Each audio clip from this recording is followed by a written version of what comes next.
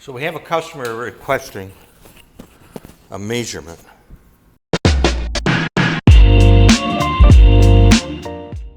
From our front end, and so we're going to give you a measurement of our front end, along with that same measurement on an original NOS hood surround from General Motors, and off of 2 cars.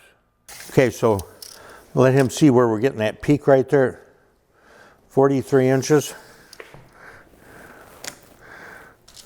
We're going to get the other side of the same 43 inches.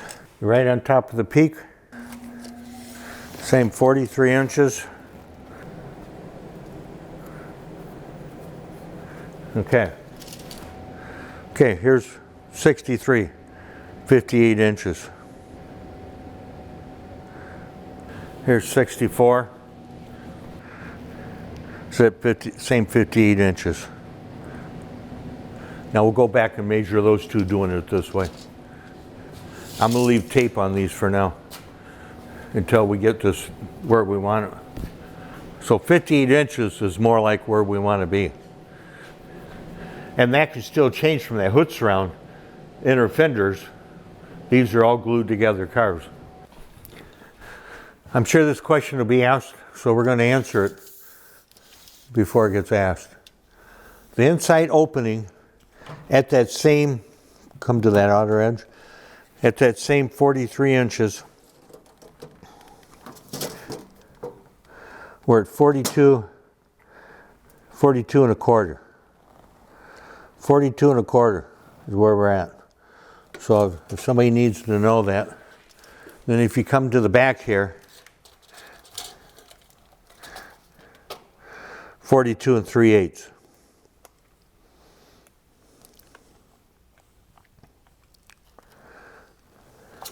Now we're going to go over here to the 63. It's always good to take an average of 2 cars at least, 3 if you got them. There's 63. Now this is 42 and 3/8 at the front.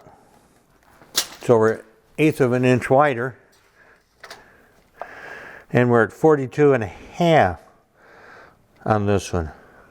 This is the one that I know the hood surround was spliced on it. It has a black hood surround on, a 63, and I remember the splice being across there. So these cars are going to vary, as we all know. Here's 2 of them side by side. That one measurement's the same, the other one's not. That could be in how the gap is finished off from one to the other, who knows. So here's our original NOS GM hood surround. Sitting on the bench, we're at 57 and a half inches.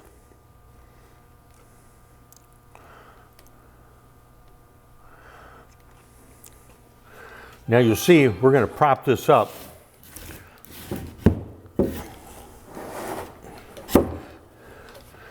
Do the same with your side.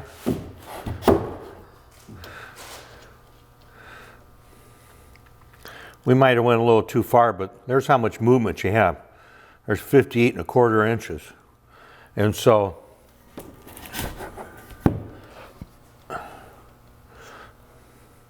take it down to there, now you got 58 inches, just one side up. So that's why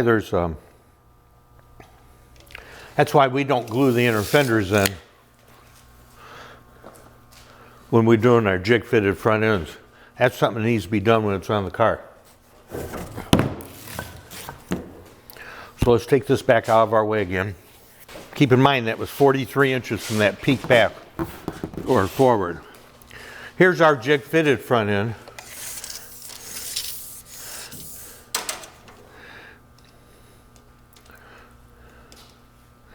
Just sitting on the bench, 57 and 5/8. Now let's park this thing a little different so we can see how much movement we can get in that.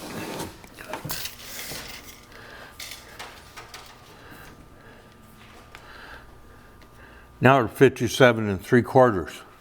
So if you're holding this and you go to move this, you can move this in and out. It's going to change that movement. So if you do your side same time as mine, you can see there's a little bit of movement in there. Right there. And so you still have some play inside of this thing. And across the inside, measurement.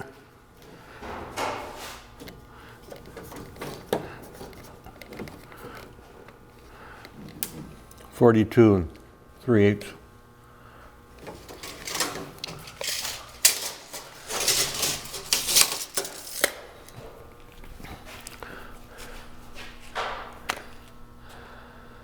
So, it's giving you some measurements across from side to side.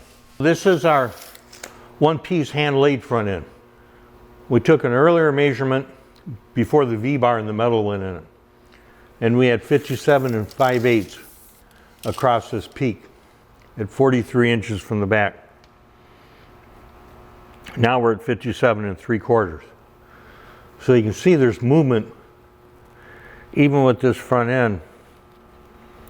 There is movement in this across here. And if you look at it now, when you pry on it, there's still movement. Until it's bonded with the inner fenders,